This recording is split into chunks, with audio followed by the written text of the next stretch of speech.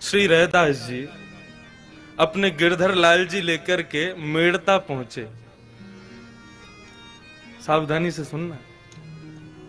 मेड़ता, जहां मीराबाई विराजती थी। अपने ठाकुर की सेवा करते थे श्री रैदास जी, और सेवा करते करने के बाद में फिर प्रवचन करते, समस्त गांव के लोग आकर के श्रवण करते। मीराबाई की माताजी जाती थी कथा सुनने। एक दिन मीराबाई बोली हम भी चलें कथा सुनने। माताजी बोली तू अभी छोरी है, अभी तू नेक्सी सी लाली है, तू कथा कहां समझेगी, तू रहने दे। मीराबाई बोली हमारो घर मन ना लगे, आप हमें संगी ले चलो। तो माताजी मीराबाई को संग लेकर के आ गए। अब मीराबाई प्रवचन सुन रही थी। प्रवचन सुनते ही उनकी दृष्टि पड़ी, पीछे विराज रहे हैं श्री गिरधर लाल, गिरधर गोपाल। मीराबाई ने जैसे ही उनको देखा, देखते ही मन में यह भाव उत्पन्न हुआ कि इनको तो शायद मैं जानती हूं, मेरा इनसे परिचय है। अपनी मां से पूछने लगी, मां ये कौन है, ये जो पीछे बाकी अदा में खड़े हैं, एक भुजा ऊपर करके खड़े हैं, ये कौन है? बोले ये बाबा के अर्चावतार हैं, ये बाबा के सेव्य ठाकुर जी हैं। मीराबाई बोली आप जरा इनको नाम पूछो ना, इनको नाम कहा है? बोले अब कहा करे तू बाबा कर? नहीं मोकू कछु आभास है रहे है, आपने पूछो तो सही। मीराबाई की माताजी ने रैदास जी से पूछा, बाबा हमारी लाली जिज्ञासा कर रही है, आपके ठाकुर जी को नाम क्या है? रैदास जी बोले गिरधर गोपाल। गिरधर गोपाल सुनते ही मीराबाई का हृदय का मयूर नृत्य करने लगा। रैदास जी के चरणों में प्रणाम किया और कहने लगी, आप इनको ये नाम गिरधर गोपाल कैसे पड़ा, मुझे बता सकते हैं? रैदास जी बोले इंद्र का मान बढ़ गया था, ब्रजवासी इतनी सेवा करते थे, तो उसके मान को घटाने के लिए और ब्रजवासियों की सेवा सद वस्तु को प्राप्त हो, सद स्थान पर लगे, उसके लिए श्री बालकृष्ण प्रभु ने नख पर धार लियो गिरिराज, नाम गिरधारी पायो है। जैसे ही नख पर गोवर्धन पर्वत धारण किए, सो इनको नाम गिरधर गोपाल पड़ गए। मीराबाई के नेत्रों में आंसू आ गए और रैदास जी के चरण पकड़ के मीराबाई कहती हैं, प्रभु ये आपके ठाकुर जी नहीं है, ये मेरे ठाकुर जी हैं, और ये मेरे पास आने के लिए आपका सहारा लेके आए। रैदास जी का ताम्र वर्ण हो गया। बोले कैसी बात कर रही हो, मैं कब से सेवा कर रहा हूं इनकी, और तुम कह रही हो तुम्हारे हैं? तब मीराबाई ने अपने पूर्व जन्म की कथा बताई। कौन है मीराबाई? भगवान के एक मित्र सुबल का ब्याह पूर्व जन्म में मीराबाई से हुआ था। मीराबाई जब अपने पूर्व जन्म में थी, तब उनका ब्याह भगवान के मित्र सुबल के साथ हुआ। तो जैसे ही ब्याह हुआ तो मीराबाई की माताजी क्या बोली, देख तेरो ब्याह सुबल ते हैरो है, और तू पता कहां जाएगी, तेरो ससुराल है ब्रजमंडल, लेकिन याद रखियो तेरे पति को जो मित्र कृष्ण है ना, वाकु भूल के भी अपनो मुख मत दिखा दियो। यदि तेने अपनो चेहरा दिखा दियो तो वाके अंदर वशीकरण शक्ति है, वो तो को अपनो बना लेगा और तेरा पतिव्रत धर्म नष्ट हो जाएगा। मीराबाई बोली, मैया तुमने मुझसे कह दी और मैंने आपकी मान ली, वो कितनों प्रयास कर ले वाकु अपना मुखमंडल नहीं दिखाऊंगी मैं। सुबल मीराबाई से ब्याह करके, जैसे उनको, मीराबाई का नाम कुछ और था, ब्याह करके लौटा तो ठाकुर जी को पता चली हमारो सुबल हमारो मित्र है, भैया ब्याह करके आयो, भाभी लेके आयो। जब पूछ के तो आए सब ठीक ठाक है कि ना, और या बहाने भाभी को चेहरा देखे आमेंगे। अपने बालक और मित्र की बहू सबन ने बढ़िया लगे, हमें अनुभव ना है, आप लोगों ने ज्यादा होगो। अब ठाकुर जी पहुंचे, सावधानी से सुनो, बड़ी बड़ी सुंदर कथा। अरे सुबल, आ गो भैया? बोले हाँ आ गए। कहाँ हो भैया इतने दिन आते? बोले ब्याह है गो है ना, तो अब गृह गृहस्थी बन गई है, वही में व्यस्त हो। अरे भैया ब्याह करे आए उन्हें, हमें हम दिखा दे अपनी बहू को मोड़ो। सुबल बोलो तू देवर है, वो तेरी भाभी है, अपने आप देख ले मोते काके। तो पालकी में बैठी थी मीराबाई और हमारे श्रीनाथ जी बाबा ऐसे पर्दा हटा के जैसे ही भीतर झांकने लगे, मीराबाई को पता चला ये वही बाल कृष्ण, तुरंत अपना मुंह ढक लिया। ठाकुर जी बोले भाभी जी ने एक अपना मुखमंडल दिखाए दो। मीराबाई ने मुंह खिला दिया, बोले नहीं दिखाएंगे। ठाकुर जी ने खूब अब आप सोचो, ठाकुर जी जाको मुख देखना चाहे। मीराबाई ने खूब मना किया, बोले हम अपना मुख नहीं दिखाएंगे। भगवान बोले ठीक है, तू को बहुत गुमान है ना अपने चेहरा पे, तू को श्राप दे रहा हूं मैं। एक दिन तू जिस स्वरूप को तू अपना चेहरा नहीं दिखा रही है ना, यही स्वरूप की प्राप्ति के लिए तड़पेगी तू, और मेरा दर्शन नहीं हो पाएगा तू को। और ऐसा कह के ठाकुर जी वहां से चले गए। और जब वो समय आया, जब इंद्र का मान भंग करने के लिए श्री बाल कृष्ण प्रभु ने अपनी इकन्नी उंगली पर जैसे ही गिरिराज पर्वत धारण किए, समस्त ब्रज के ब्रजवासी वहां पर खड़े थे। जैसे ही मीराबाई वहां पहुंची और भूल से ठाकुर जी को अपने नेत्रों से देख लिया, देख करके आज मीराबाई के नेत्र सजल हो गए। और सजल होते ही मीराबाई आज अपनी मां को कोसती है, बोले मैया तेने कैसी सीख दी मुख को, इनसे मुख छुपावे को आज्ञा करी तेने। ठाकुर जी को बार बार देखना चाहे, लेकिन श्राप के कारण बार बार ठाकुर जी दिखते ही धुंधले है जाए। मीराबाई ने दोनों हाथ जोड़े और बार बार प्रणाम करे, बोले प्रभु मुझको क्षमा कर दो, अपना स्वरूप दिखाओ। ठाकुर जी के हृदय में भाव प्रकट भयो, तब मीराबाई को आज्ञा करी तू चिंता मत कर, अब या जन्म में तो तू को मेरा दर्शन होगा ही ना, लेकिन हाँ अगले जन्म में तू मीरा बन के आवेगी, तब एक संत के यहाँ गिरधर गोपाल रूप धारण करके मैं तेरे पास आऊंगा, तब तो को मेरा स्वरूप दिखेगा। आज मीराबाई ने ये कथा सुनाई, लेकिन रैदास जी ने मानी नहीं। बोले वर्षों से सेवा कर रहा हूं मैं, कैसे दे दूं तुमको। मीराबाई गिरधर गोपाल की ओर देखती है और कहती है आपके संत निष्ठुर नहीं है, आप निष्ठुर हो।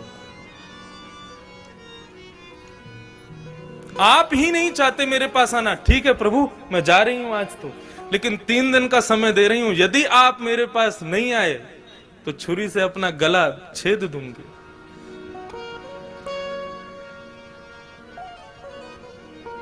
चली गई मीराबाई।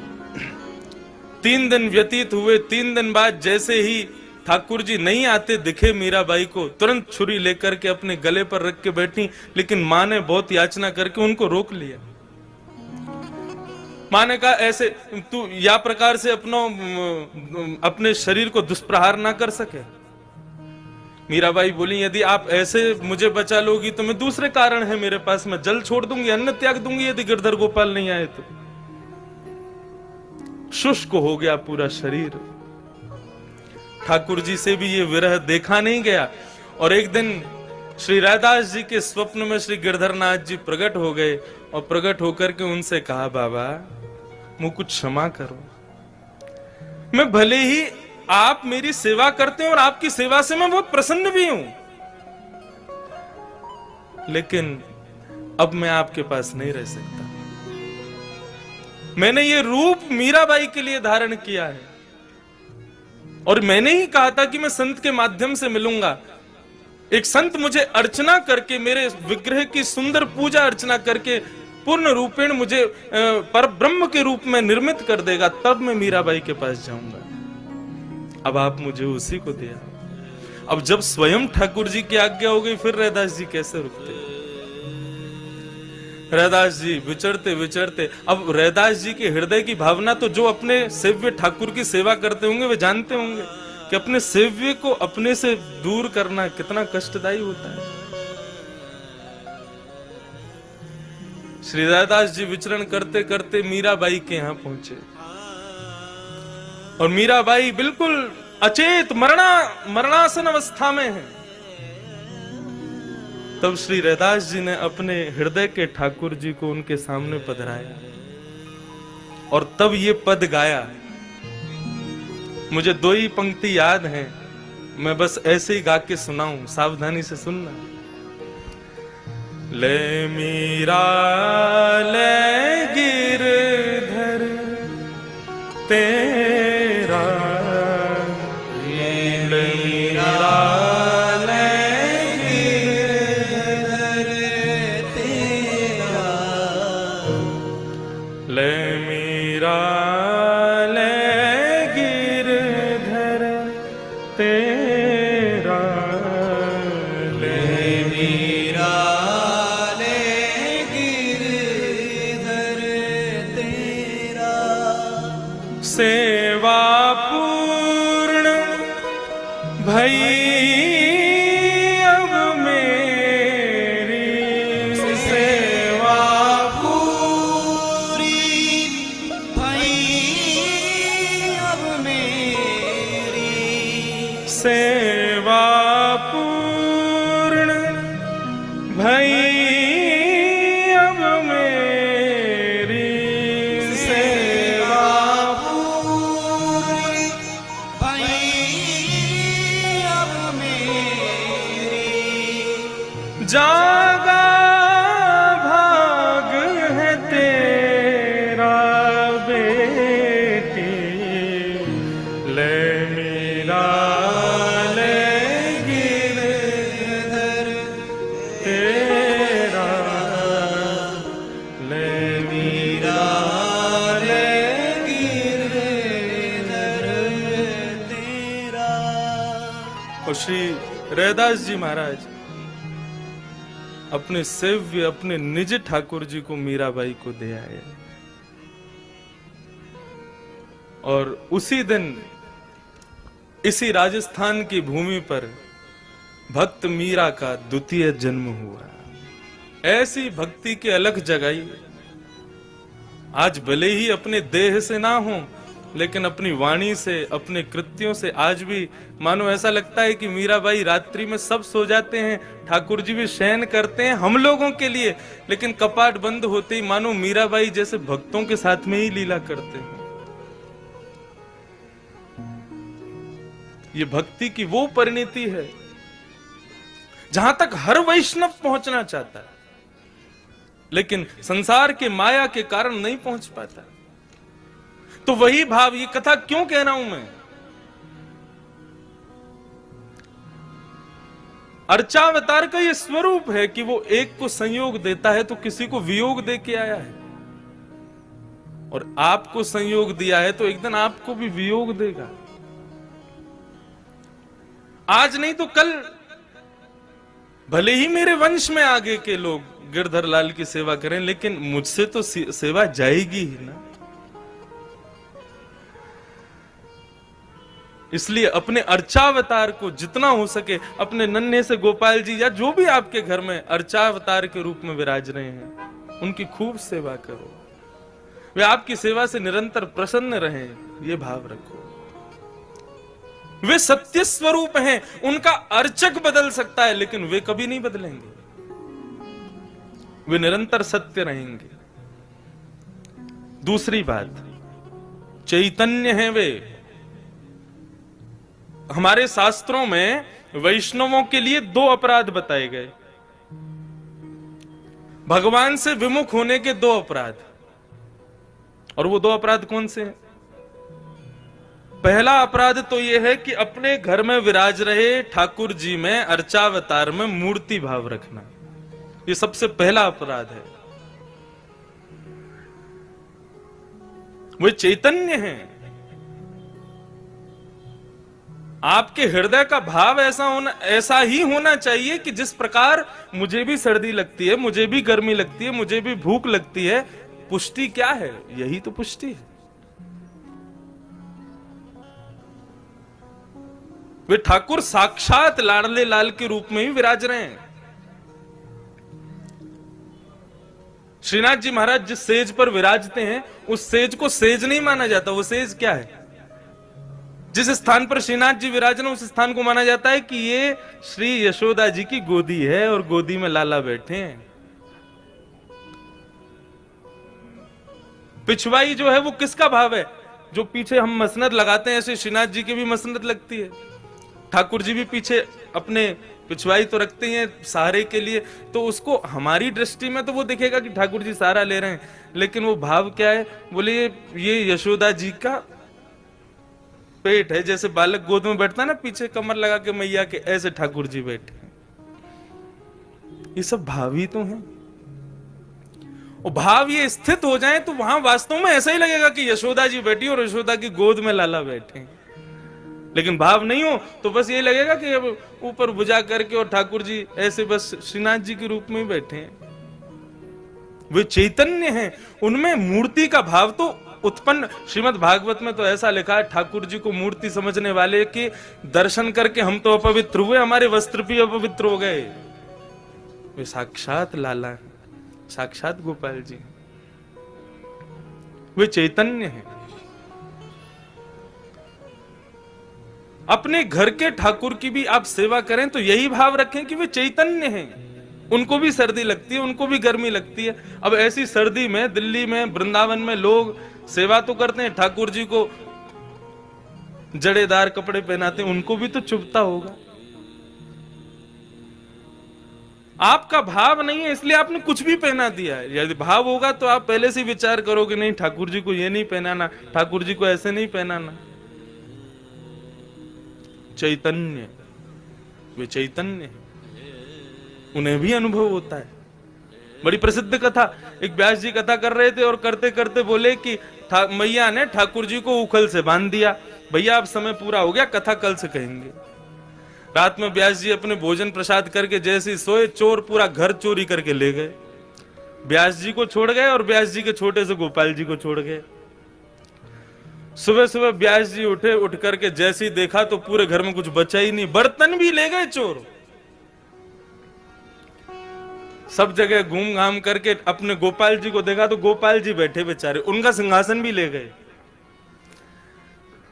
व्यास जी गोपाल जी के सामने बैठे और बैठ करके बोले, गला फाड़ फाड़ करके आपकी कथा सुनाते हैं पूरे विश्व को, सदैव आपकी सेवा करते हैं, आपके लिए भोग बनाते हैं, घर में कोई भी सामग्री आए पहले आपको प्रदान करते हैं। इतने परिश्रम से घर बनाया, सब सामग्री इकट्ठी करी, और कल रात को क्या थोड़ा सा थक के गहरी नींद में सो गया तो मेरी रक्षा भी नहीं की आपने। वैसे पूतना को मार दिया 6 दिन की उम्र में, अघासुर बकासुर धेनुकासुर सबको मार दिया। इतनी सामर्थ्य तो आप में 7 वर्ष की उम्र में ही आ गई। और जो व्यास आपकी वर्षों से सेवा कर रहा है, उसकी एक दिन बस थोड़ा सा, मैं किसी को बता थोड़ी रहा था, एक दिन मेरी रक्षा कर लेते, सब सामग्री बच जाती, क्या बिगड़ जाता आपका।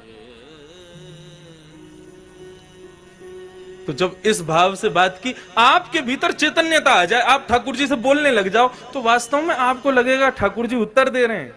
जब वो व्यास जी ऐसे बात करने लगे तो लड्डू गोपाल बोल पड़े, हमें काय को डांट रहे हो, हमारी गलती थोड़ी है। व्यास जी बोले, आपकी गलती नहीं है तो नहीं, गलती तो हमारी है जो हम आपकी सेवा करते हैं। ठाकुर जी बोले, देखो हम पे गुस्सा मत करो, हमारी गलती नहीं है, गलती जिसकी हो उसको डांटना चाहिए, बिना अपराध के किसी को दंड नहीं देना चाहिए। व्यास जी बोले, क्यों नहीं है आपकी गलती, क्यों नहीं बचाया आपने, आप तो कर सकते थे ना, आप तो सर्व सामर्थ्यवान हैं। भगवान बोले, हम कर देते, लेकिन कल तुमने कथा में कहा था कि मैया ने हमको उखल में बांधा, हम तो उखल में बंद रहे थे, यदि खुले होते तो बचा लेते, बंद रहे थे हम तो। कहने का अभिप्राय, व्यास जी ने गोद में ले लिया ठाकुर जी को, हृदय से लगा लिया। आपका भाव स्थापित हो, वो चैतन्य स्वरूप है। एक वैष्णव नवनीत प्रिया जी गोपाल जी की सेवा करता था, लेकिन उसके घर में इतनी दैन्यता थी कि एक बार का भोजन ही 3 बार में पाया जाता था, दोबारा बनाने की सामग्री नहीं इकट्ठी हो पाती थी।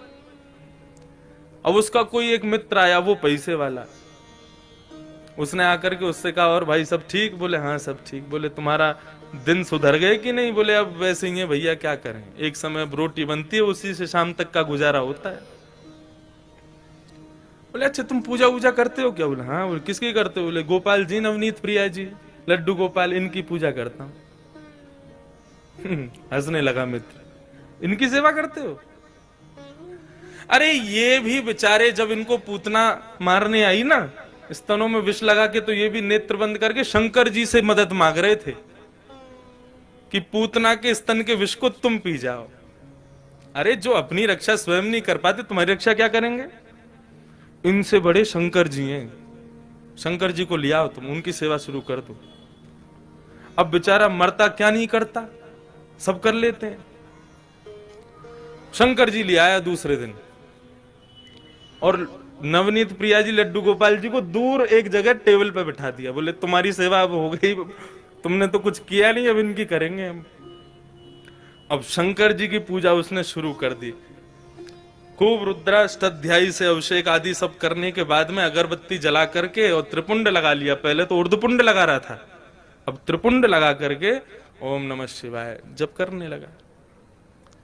अब जैसे ही आंख खोल के देखा तो जो उसने अगरबत्ती जलाई थी उसका धुआं उड़ करके गोपाल जी के पास जा रहा था। अब वो धुआं है, वो तो कहीं भी जा सकता है। अब जैसे ही गोपाल जी के चारों तरफ उसने धुआं देखा तो ठाकुर जी के पास जाके क्या बोलता है, इतने वर्षों से सेवा कर रहा था, तब तो मेरी नहीं सुनी, आज दूसरे किसी को ले आया तो चिढ़ के मारे उसकी अगरबत्ती भी खुद ही सूंघ रहे हो। और ठाकुर जी को बोला तुमको यहां बैठने ही नहीं दूंगा, अलमारी में बंद करूंगा। जैसे ही ठाकुर जी को इस भाव से उठाया, ठाकुर जी प्रकट हो गए वहां पर, चरणों में गिर पड़ा। बोले महाराज आपने आज तक मुझे दर्शन नहीं दिए, शंकर जी के आती दर्शन कैसे हो गए? बोले देख ये भेद बुद्धि मत रख, मुझ में शंकर जी में कोई भेद नहीं है, और शंकर जी आए इसलिए दर्शन दिए ऐसा भी नहीं है। तो बोले क्यों किए, फिर क्यों दिए दर्शन आज आपने? बोले कल तक तुझे ये नहीं लगता था कि मेरी नांग सूंघती भी है,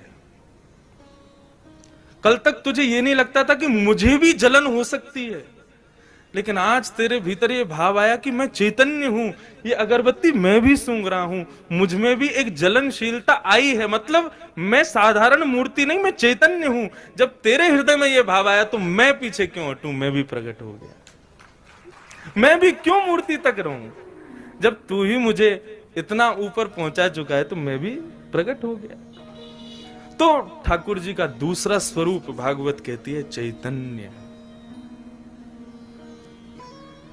उनमें सदैव वही भाव रखो, ये चैतन्य है।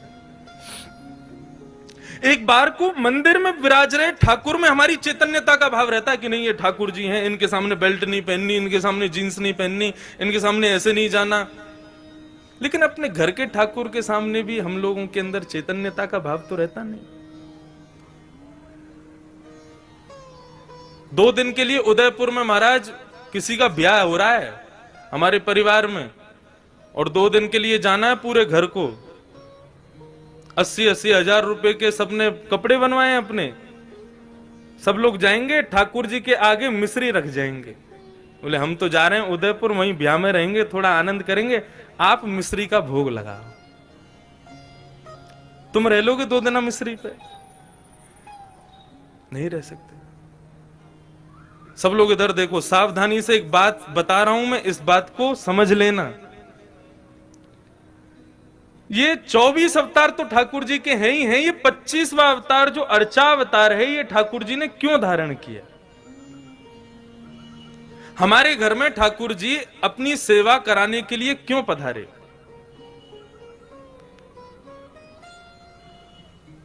इसके पीछे एक बहुत सुंदर भाव है, सावधानी से सुनिएगा।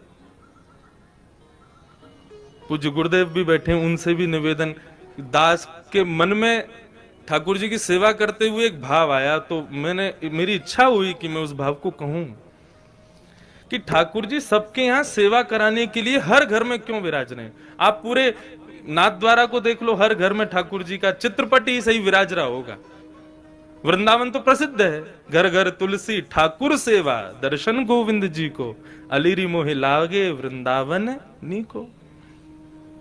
क्यों विराज रहे हैं ठाकुर जी हम सबके घर में? देखो, हम लोग जब वैकुंठ जाएंगे तो है ही, कोई रोक तो रहा नहीं हमको। एक ना एक दिन सबको जाना है वहां पर। तो यदा कदा हमारे द्वारा किए गए कृत्य के कारण यदि हमें कभी वैकुंठ के अलावा भी लोगों का दर्शन करना पड़ गया, मानो जैसे नरक का दर्शन हो गया या स्वर्ग का दर्शन करना पड़ गया, और उस पश्चात वहां पर बताया गया तुमने ये अपराध किया था इसलिए तुमको ये करना पड़ा, तो हम ठाकुर जी से शिकायत करने लग जाएंगे, प्रभु आपकी इतनी अर्चना करते हैं, इतनी सेवा करते हैं, इतनी पूजा करते हैं, इतना आपका नाम गुणगान करते हैं, उसके बाद भी हमारे जीवन में दुख, उसके बाद भी हमारे जीवन में कष्ट, उसके बाद भी हमारे जीवन में कभी सुख की अनुभूति नहीं, और उसके बाद भी जब हम संसार छोड़ के आए तो नरक का दर्शन। शिकायतें दुनिया भर की हम ठाकुर जी से करने लग जाएंगे। आपने ये नहीं किया, ये नहीं किया, ये नहीं किया, हम ठाकुर जी से शिकायतें करेंगे। भगवान बोले ये मुझसे शिकायत करे उससे पहले इसके यहां अर्चावतार रूप धारण करके बैठ जाओ इसके घर में। क्यों? बोले कभी ना कभी ये भी तो अपराध करेगा, सर्दी में कभी मुझे ठंडे जल से नहला देगा, भयंकर सर्दी में कभी मुझे हो सकता है पतला वस्त्र पहना दे, मुझे ठंडी लगे उससे, भयंकर गर्मी में खुद तो एसी में बैठेगा, मुझको पंखा भी नहीं चलाएगा, बिजली का बिल बढ़ जाएगा, मंदिर का पंखा बंद ही रहने दो। ये सारे अपराध ये करेगा मेरे साथ में, लेकिन मैं कभी शिकायत नहीं करूंगा। क्यों? हिसाब बराबर करने के लिए आया हूं, तुझे शिकायत करने योग्य छोड़ूंगा नहीं मैं। तुम भगवान से कुछ कह नहीं सकते कि भाई आपने ऐसा क्यों नहीं किया, आपने ये दुख क्यों किया। भगवान बोले तेरी शिकायत पूरी हो गई, अब मैं करूं शिकायत। भोग बनाते समय सब्जी देख करके भोग लगने से पहले ही तेरा मन ललचा गया था एक बार। भयंकर सर्दी में एक बार मुझे कहीं लेके जा रहे थे, बद्रीनाथ गए थे, मुझे इतना पतला वस्त्र पहनाया, मुझे सर्दी लगी, मैंने कभी शिकायत की तुमसे? तो मनुष्य की जितनी भी शिकायतें हैं उनका हिसाब बराबर हो जाए, उसके लिए ठाकुर जी अर्चावतार लेके आए कि आप ठाकुर जी से कुछ कह ना सको। यदि आपने कहा तो फिर ठाकुर जी कहेंगे। कितना भी प्रयास कर लेना, कितनी भी कोशिश कर लेना, अर्चावतार में एक ना एक अपराध तो हम करते ही हैं, लेकिन ठाकुर जी कभी कुछ नहीं कहते। तो वे चैतन्य है। और ठाकुर जी का तीसरा स्वरूप है आनंदम परमानंदम। ठाकुर जी आनंद स्वरूप है। श्रीनाथ जी का स्वरूप परमानंद प्रदान करता है। हमारे बाल कृष्ण प्रभु ने दुनिया भर के रूप धारण किए, कहीं पर बांसुरी बजा रहे हैं, श्री राधा वल्लभ जी में रोज ब्याह कर रहे हैं, बिहारी जी में नित्य मनोरथ कर रहे हैं, श्री गोपीनाथ गोविंद देव जयपुर में विराज रहे हैं, उनके भी अलग अलग रूप।